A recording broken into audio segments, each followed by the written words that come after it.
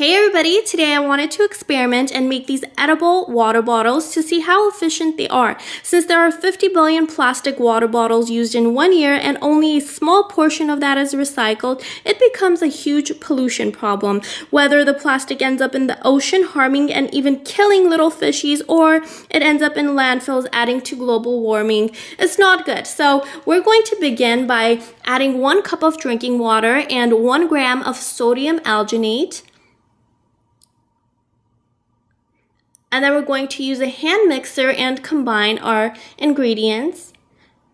Then we're going to set that aside for 15 minutes to get rid of the bubbles.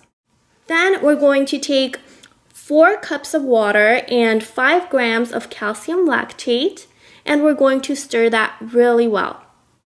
And then using a measuring spoon, I'm going to carefully take the sodium alginate and plop it into calcium lactate. And it forms right away.